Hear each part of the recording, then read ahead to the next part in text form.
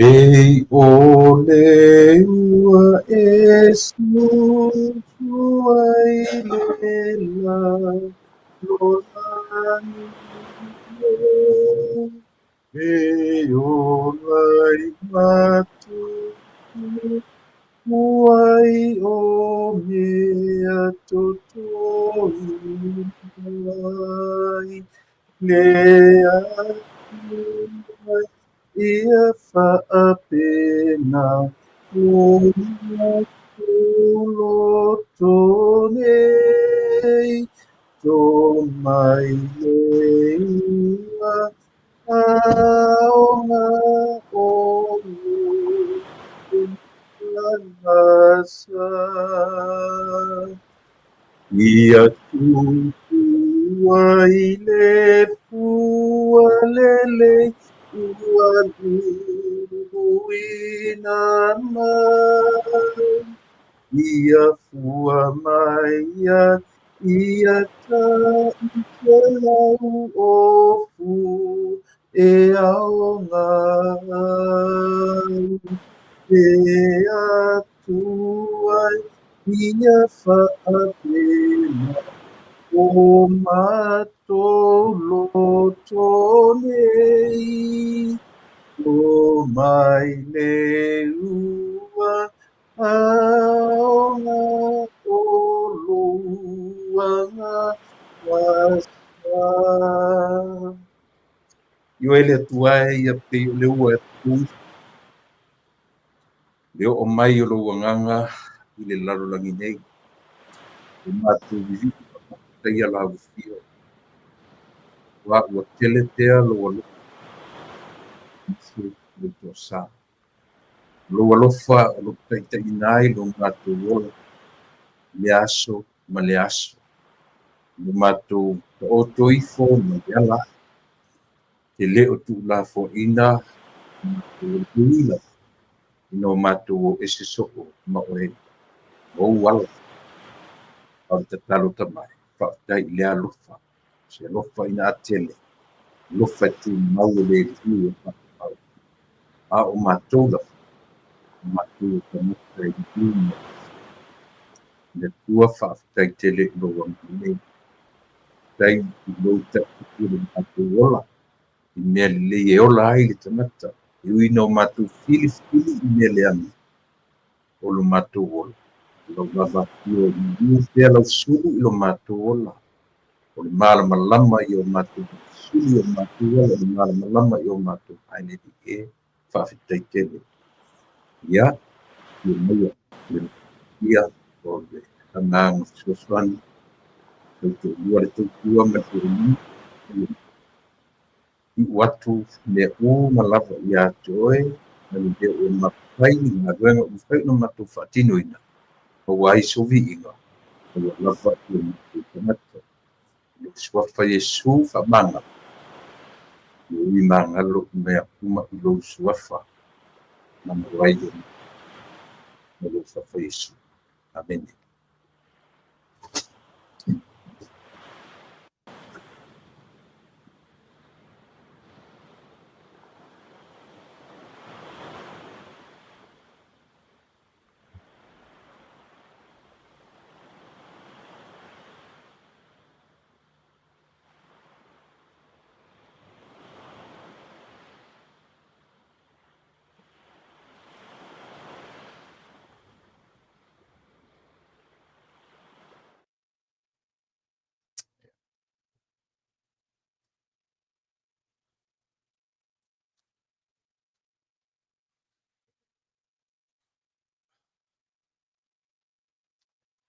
Ia, e fia lava le anganga e toe patalo fatu sa moa le atu pele fai fu nei a vanoa le lei tatu te toe fetapa iai tatu toe fesanga i manga fetau soifua maala manuia o lo tatu atua ia ua mafu ai ono tatu toe sila mai ma uva vai atu ia o lo tu mau pea le anga le lei fasoa le atua i lo tu soifua le atu pele pofe lava o le nei lalolangi o lo e mafuta ia ma wai le tautua lau sifonga tua whaiwhai pēr. Ia so taitasi o le vai aso o te whaamaru atu le aso ana nafi. Io ua whaale tonu lava ia tātou masini ana nafi o le mwhai ai ona whaawawina. Ia e te tonu ia lea ua maua fu ile nei ia wanoa le lei ia e mwhai ai ona tātou toe te wa ai ma fesangi sangi ai. Ia a ua umafoi ona whaatea i langi le fitutai matangi sa o whai ai le tātou talo ia o le sui ma fo i leo tātou ia e whai au ma sui o le tātou ma whatanga le deitu la fiafi ia e mori ai ia le anganga whaafitai a wā o loo whaatupula ia pēr manuia o le atua i o pā maurotoa ia whapena fo i se au nanga ia mai le neitu langi o California i Amerika o loo whapea o na tautua tuai lau si fonga o le tai a fo ia so te tasi o le vai aso o ana nafi. Si o tele fia i le alua lua whapea mai tatu a tele o ni nem ta upu na fia taranoina. Ia o le mwhai e fōi o na whaua watu le māpor kalame ia marito wha moa whanua tu pai. Machera ia ona o le tūlanga i o le whaale tono tatu msini laso na nafi. Ia ai talo si ia awane i whapena i le nei aso. Ia te tonunga Samoa. Ia tam fai tu fa a watu nei mata upu ia e pe na tam fai tau a mata tu le aso na ia fatasi manisi o mata upu le so ia e tau ono tatu tala ia mata tu tala no ia awa o lo fa pe lava o na awa mai tala o le aso o lo o ia le tulanga o le paenga ia i matu ni Amerika o le government shutdown ona ua whaono o lo tu ele i italiana e le paenga senate ia se tala whaatau tupe ina ia mwhai ona whaawa wai ia whainga ale senga ale Democrat ale Republican ia o lo latu whaangai ngoi ale malo ili teminei ile malo tele o Amerika.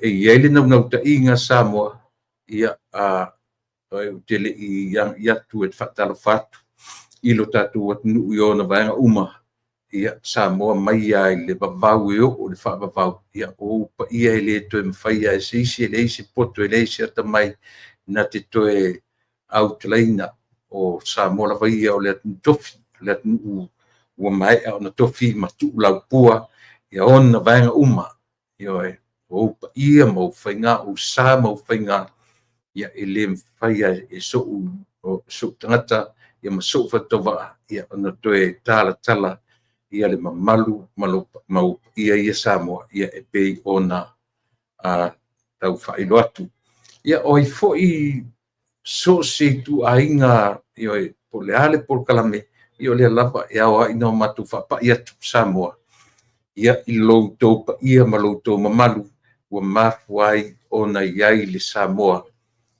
ia Samoa e matalasi o ana tu mananga o winga matangata ia mo ia tau pa aisi taimi winga ia langa o le suifale male ia male naturo tangata i le na o Samoa e afiai le lalolangi atoa ai mai a le tatu lava por kalame a Samoa i le whapa ia tu ia ma lor fola manuia ma lor suifo manuia a lor tau atai ma lor pale ma lor su ia le tatununga o le apa veloa ia le tatu o nanga whapena foi fatalo fatu le ngata o le lawa sina le tatu wat nu si pa ia o te matina matutua o nai tina manai tama io e le i matutua tele ia o le utarabo ua faita tolua e pena si pa ia lava tupulanga tarabo ma le fana witi fatalo fatu le tatu tautua ma le au nanga lau si fonga o le taia fou fatalo fatu fo i le senga o le au sale vi ia po le au whaingaronga te tofia le atua i so se whatawhaitauranga o i la tau o lupe whaalele a inga nuu mai kalisia ua so ai le atu Pasifika ma nisi o atu nuu o le lalolangi o whaafele lei solo ai o au lupe whaalele au alava ia le tala ina o le fe au a le atua ia e pei ona whiangai mo tātou tangata i le leaunga tupulanga, ma leaunga tupulanga, ia se i o mai fo'i, i lo tātou fo'i au ngā tupulanga, e leo motusia lapa, ia le taumawhai o le atunu o Samoa, e whaau au pea le awa o ina o ana tamawhanau e whai malupe whalele, ia le ngata i le whiau a le atua, a o so se vaenga tūlanga o ngā luenga whaale malo, o tūlanga whaale kalesia, tūlanga o ina, ia ma sailinga lava singa le tangata lava ia, o tātou uma, o lupe whaalele, a nuu, a inga, ma e kalesia, ai maise lo tātou atu nuu atoa o Samoa. Ia, pio na whai atu o ana nafi e le i longa o na le leira o tautua mai le umifo i aso na nafi o te tonula. Ia o le so, o le atatau o na iaisi na umitesi atu, ia o na iei fo i le tātou malo whaatalanoa o le nei aso. Ia, talo iei fo i le tātou malo a leo tae au o le astonai, ia mo lo tu silfia Samoa, lo tau mwhai lava ina ia mau mai ni tātou malo, mai le tātou whainga malo, ia a lua, tasi lua tolu i le vai aso, ina i le ialo tu whaafonga, i le tūlanga o le whaongaina, o sui ia ma i lato uma o lo o tu te talo i aso whaiso o le vai aso, ina ia whaongaina, lo la tu soifua, le ola, ia ua lava le tautuaina o Samoa i ona upu whai. Me se fo'i, ia o lea ua tula i mai le tatu whainga malo, ma le malo fou. O le teimi le nei le o tau whaarongono atu, so far so good. I le tūlanga o le whangasoroina, o la tu Porkalame, ia manisi o launching o lo tatu whaarongono atu iai, lea whatoa umana launch atu ia le vaenga o say no to drugs, ia po le ia tatu le ai umatu, i fuala au fasaina. Tasi le na vaenga taua, pe o lea na aninga ana nafi, i lungo penga te whailangi, ia sa whai ai, ia le te fono o le kalesia e whakasa, ia le sunga, ia le sa, ia sunga i le whai auto ina, ia le sa, e ne fatu le sa. Le ngata o le sunga to in fatonu, ia a o le o ia foi o le te fono o le kalesia wao, ale e whakasa, ia e pei ona. Lau si fiai o te whatarafatu ia e masemi o loo mafuta mai me le pone au Sitalia o tasileta, whatarafatu tasileta ia o te whatarafatu fo'i ia Marietta P o te whatarafatu fo'i ia Topinga i Puti o Aone Samu Malo soifua o William Bow manuia lau whasoa tu i le epa, ia o lo o mafuta mai i whea. Ellistown Lower Heart i Wellington. Ma lo whaftai William, a talo whatfu ia whauliuli pule iata, ma lo, peo lo mafuta mai tau whauliuli.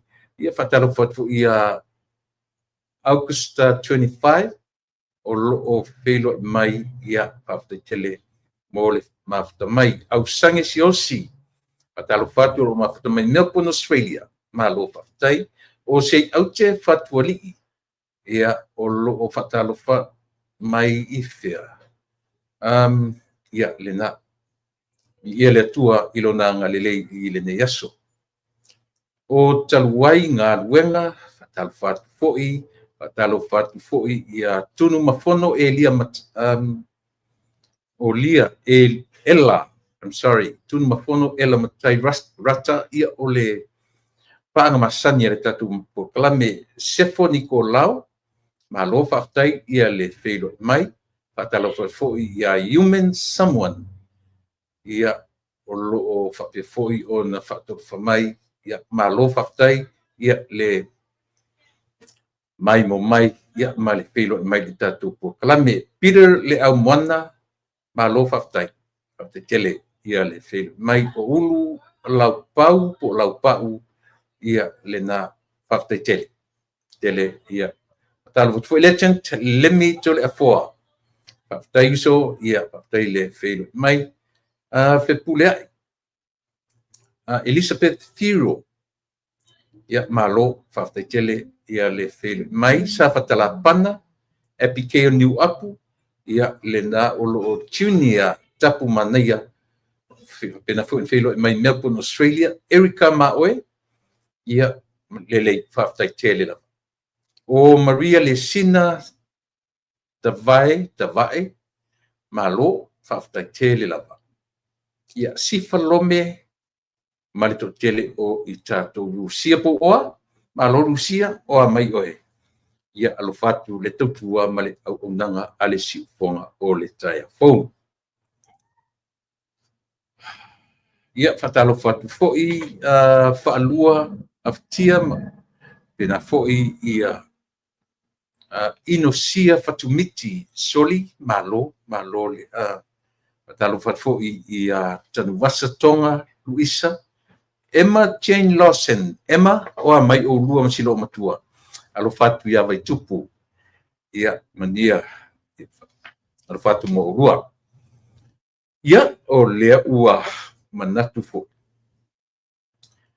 iai nu tau mawhai e whailoa atua na pō ia pe tai e le leile por kalame na filafiafi ai o te whailoa atu ia se tasi fo i o tala na whaate iai le matou i tulangi ona o se tasi fo ia po le fitalainga ia lolong tawama Ioane ai ono ia malifaitua ia lanuola ai ono o i latou leva no matou galulue i galuega faalekalesia i totonu o California nei peitaʻi ia o ana nafi na mau ai le tala ia ua valaau le atua i le soifua ma le ola lea foʻi auauna tāua auauna o galoa le soifua i le community totonu o Los Angeles le ngata o community ia e whapena foʻi totonu o le galuega a le atua ia foʻi tagata na iai a mataga o nisi o ekalesia i totonu ekalesia Samoa i lona tau asa samaia i le a mataga ia e pagalava lea i oe le ola le tumau mafua ai ona tetea i le mafutaga nei ia ma le fitaliga ia lolo matauama Ioane ai ono o le paia lava lea i le aiga sa tuala suʻa ma tole afoa ia ma le tauso ma li foʻi ia pena foʻi le matutua ia tauʻovea ia ma upu ia te oe le falefitu ma lau fetalaiga ape na moe manatunatu ia o ia o le fetalaiga ia io e lolo matauama Ioane ai ono sa mai longa foʻi ia ona foʻi galue i totonu o le community Los Angeles le ngata ia foʻi se member o le autapolo le atu e fiafia i le taʻaloga ia o tele a mea involve ai le soifua ma le ola leva foʻi na matou galulue faatasi i foʻi le mea na matou galulue faatasi ai laʻua ma le faletua ma le nofo alo ae mesi se totonu o le liʻo faalekalesia ia pagalava lea le ola le tumau ma o le tatou iuga lava lea tasi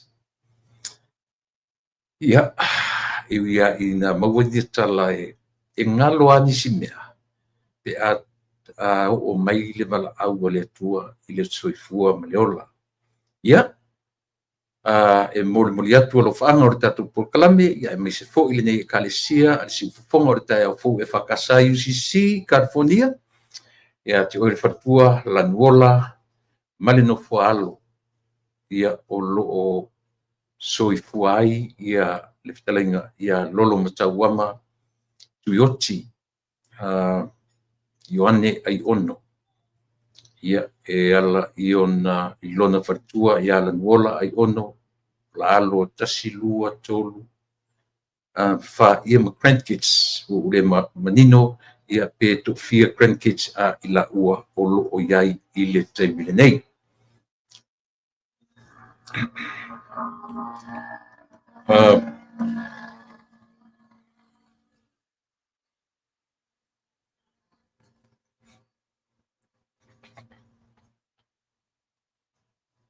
Toi foi manisi o tele o manino po iai po ai nisi a matua i California. Ia ua whapea ona wala au iai lea tua e ala i soifua maleola. Ia e pi o lea le langona i oe a manatua i taimi ua tea ma taimi o mafutanga. Ia ni mafutanga i oe i le ta taimi o lunga la lo, taimi o fefuri tua, i o taimi fo i o toi peitai. O mai lo taimi whapea o le wala au le tua. Ia. Mori tele atu o whaanga.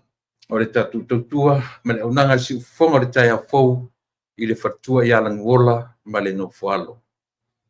Ona o le wala au ia le atua, ia lolo mtauama, tuioti, ioane, ai ono.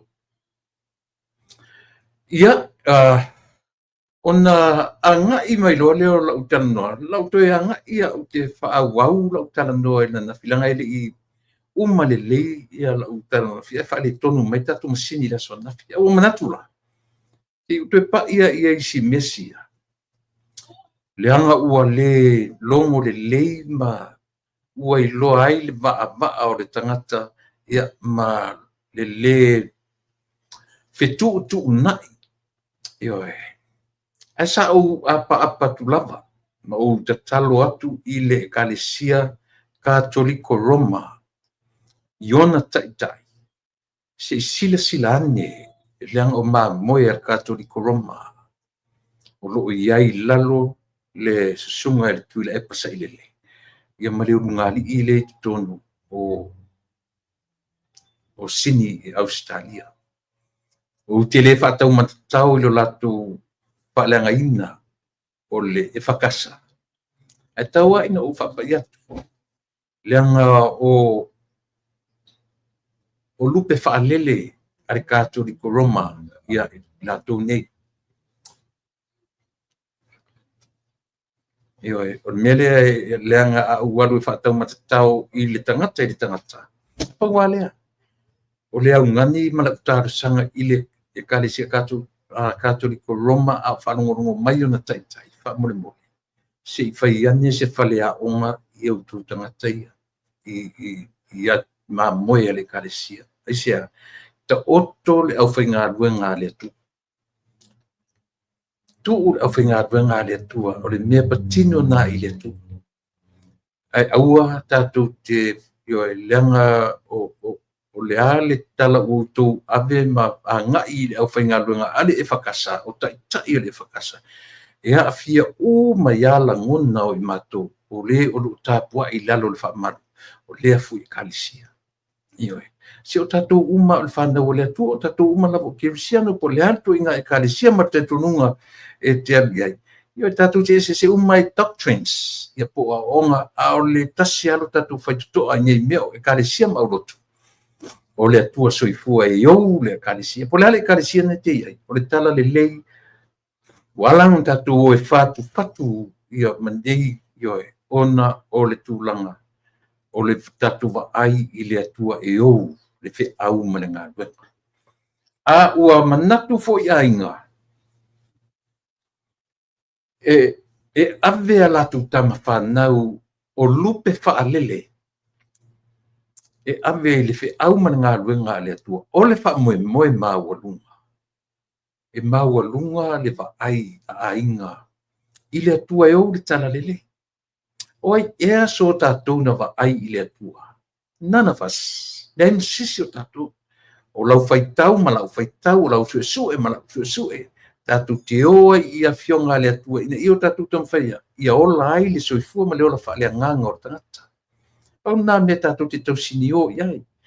O le tātou olo e wa ai ma tusi le lima lea tapuaʻiga o lea aulotu lea oā me o fai e taʻitaʻi o le ekalesi oā me o fai e taʻitaʻi o le ekalesia no manatu lea e vai tele te whanonoa ona o le toeina valu sepulu ma tupu ona tausaga le matua ua lau ao sinasina fo ioe ae o loo tulaʻi mai ua na faaogāina lenei foʻi i tuvai i o le galuega o lenei tovine o loo matou galulue ai matou ua tusi i ai le 5 ia ma lalafo i ai upu matuiā ma le matuitui o upu e lafo i lana ʻaufaigaluega ia ae ese le ioe le leo tetele pe a taʻu le e fakasā io lenā afai e lagona seʻu leo I am the member. I am one of the members o le ekalesia. Mai foi ua faisile vanu tautua tulunga i lea ia se taimi. O walu o faifai atuala o porkalame lote se ekalesia lem fai lem fai esa. Se langa e maualunga leola o oina va fiangai ma matua ma le mena ola mai ai. O le fiangai le soifuanga i leola ma leola fetunai. Maualunga le mena. Ioe. E le taualu i universite te tele e a o ina ai le ata mai fa le atua lea. E te fetu na i ai a o le tautala ale ngutu i se metasi. A ua fai ma mausa o le tione. O le tio i sini Australia. O le autustusi. Ma le tio le lina me New Zealand. Na utoe fo i atu i New Zealand. Ioe. O le mema walunga. Tu au tātou whinaunga i meo vanga langa i ale a fuai me oma. Ona ua le mawhai ona toe maua se ava noa tuila e pa malhei tau pipi. Lātou te tula i mai ai ioe. Lātou e taita ia le malo Samoa. Ioe. Ua le maua so lātou ava noa. Le ua whaalua. Paalua palota tele ale atu au le mai ale palota au le uma le no fo inga na umatune maualunga lapa le fasoa na mai maualunga upu matala ioe eleni tamai tala na faalele le tusi tusinga i newspaper ioe e te sila fia fo isamu o tuila epa o fonotoe o gala le pule fai mo lātou lungo le social media fai mo lātou lungo le tioia e sea e whaalongo i le lauli le marito ioe sea e whaalongo i le sa whapito au tūlai mai pau a i o tangata ua fai mo lātou lunga o penga te whailangi. Lungo le tio whasalalau. Totonu lea. A whaila manino le leila wa aisamu. Lea la ua o tangata nei. I le tumunga o mea i le tatau o na tau tatala iai. Ewe. Le aise la tau whi au. E tala noa i nai tai. Po le au whaingaluenga tutofi le atua. I tutonu o le e whakasa. Ewe. Tatia le whakasaia. Ele tatu tele whamasinoina na au whaingaruanga. Ele ai fu se whamasinoina na vasenga o patele. Le ai se whamasinoina na vasenga o sea ma au tausin tanga ruenga. Le ai se whamasinoina e pikopo. Whaife au o ekalesia laiti, ekalesia ia Pentecoso. Doe o toi ina mai ekalesia sofitu. Le se joina. Na se temi to whaalongonongo mai o whaitioina le au whaingaruanga. Nem whai. Esia maualunga le soifua ma leo la o oina whea ngai ma mea. Te manino le leo, te malamalama. E le mawhai ona utanoina po se doctrine. Po se whatuatuanga, po ni mata upu, po ni tartonunga, le ekalesia ma le ekalesia esia. So leo auro mea ia. o auro mea na i le tangata, o le se ma le sao, i le se mea na, me vana le no le tau tala so i mea. Ai te le tangata le foi o mailunga i, ma pe tau wha pe na tau langa e wha matala mai, o ai Yesu, o ai le tua whia ngai malana e kalesi. Te mō sua o te pai mena, ai sea, leanga foi le o tatonunga na o le e whakasa. E le o le mātou tatonunga le na, o le mātou tatonunga, ia fua mai fua o le anganga. Ia fua mai le ola, ia pāleni le soifua o le ola, ma le ola o tangata soifauana. Ioe, ia pāleni le soifua ma le ola. Ai tatu te mai loa tatu ia baba ai whapena, ia le mele. Tu le e pasa i lele, ma lia le ngoi. Le lau langa ile i ma lia le urotu la po kalame na fina motu pa pose. A le lau tu e whasoa tu le sone. Tauna whaisau ioe, tauna whatu ese i le kalisia. Tauna whatu ese i le kalisia ali e whakasa. Whapena fu le ungari i le leanga e vai. E le sau whatangata se malai o sisi. E le sau whatangata se malai o se tangata soifu. Tu le epa? Whaisau whatu sianga. I le taitai, i taitai o le e whakasa. Whapena fu le ungari i le i Australia, whapena fu i le liina o le tutonu o Satapuala. Ioe, leo o leo te tele mai le tasi o le tio, mala ua umana le tio na. Ia, leanga o le tio le na, ia o le kalesia. Me to tisi le liina tera no mai i Samoa. Ia o le kalesia Yesu pa ia, o le Yesu Keriso le au pa ia e ngatai, ia le liina host. E host i le porkalame ngā le CTV. O tau mai ia. O te le whaatau matatau i au tau whaaleanga, o lo o whaia i le kalesia e i o i mata i le tangata le tau talatu. Ioe, a o le tatara noa tua a whaafonga mani tai o nei i kalesia. Le kalesia Yesu Keriso, le au pa i o aso e ngatai. Mole whaia e se ngā luenga. Ioe, i le taitai o le porkalame le CTV.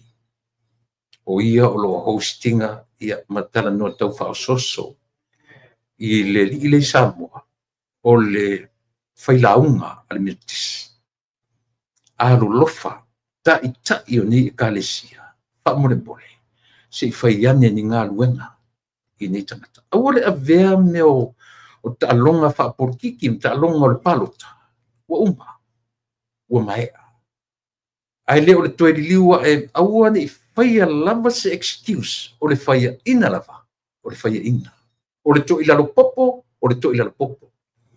Aua ni o tatu tam whaia e whaonga, ia le foi o tatu waai, me vesi ia mo le vanga, e toe pa ima isa o tala. Ile avanga ofisa o le society alo ia Samoa.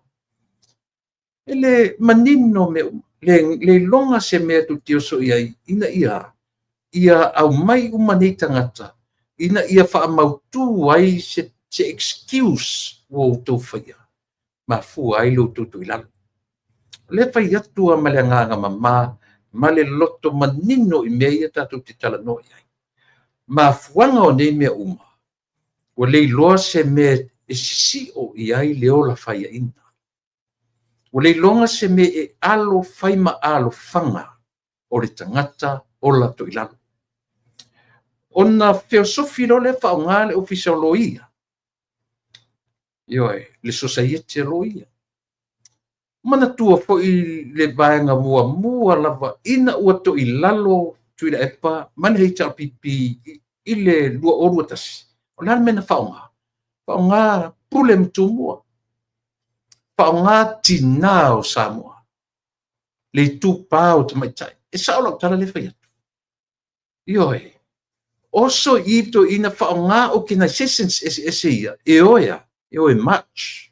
E oe Sava Valley. Sava Valley le munga la.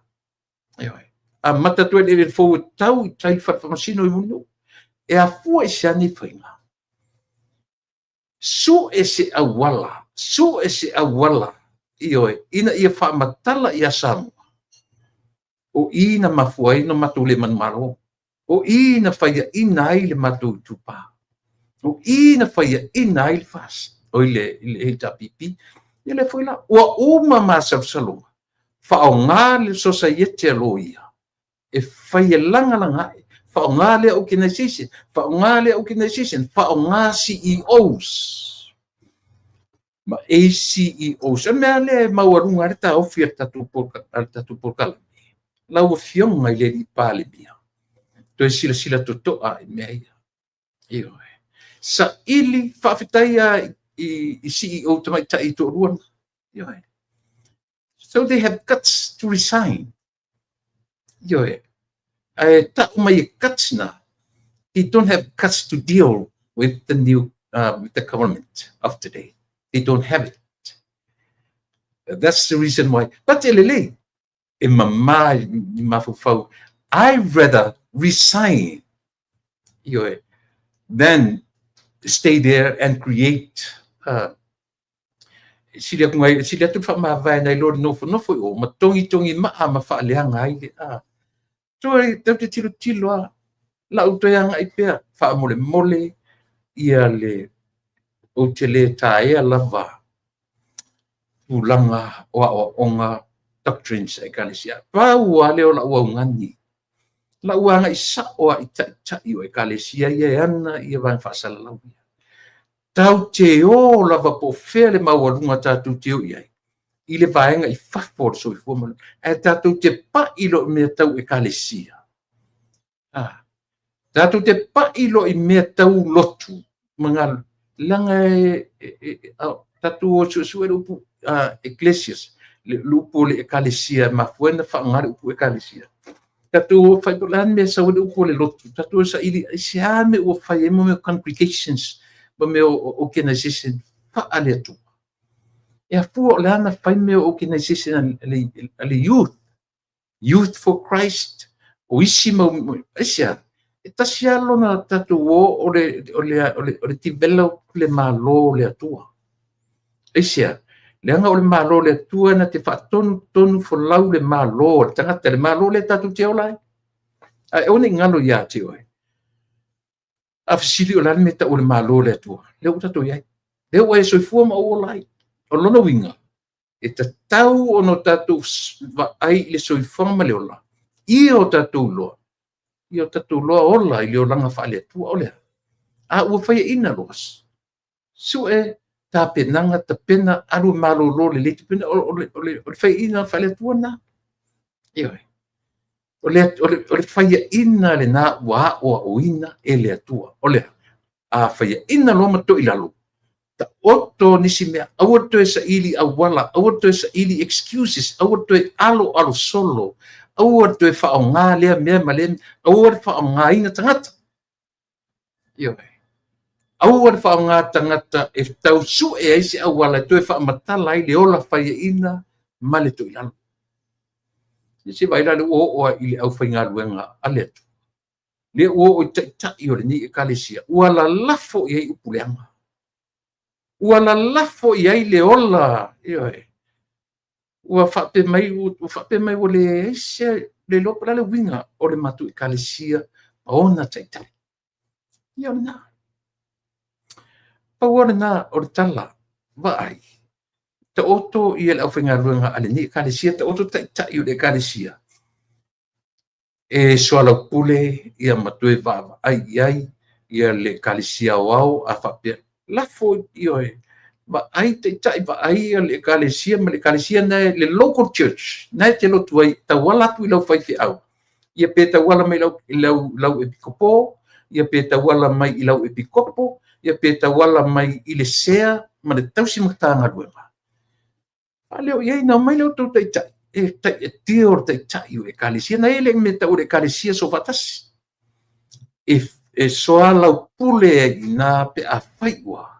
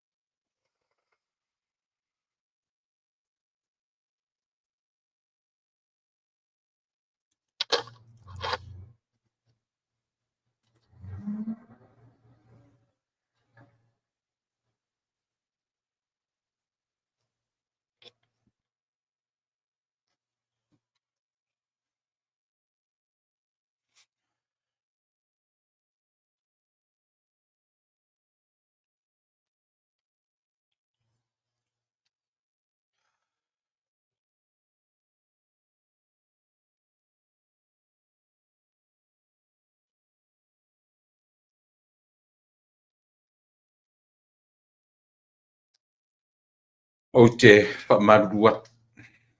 Ioi. Lea ua o le lo tonu po fia tonu le po ngai o meia. Ai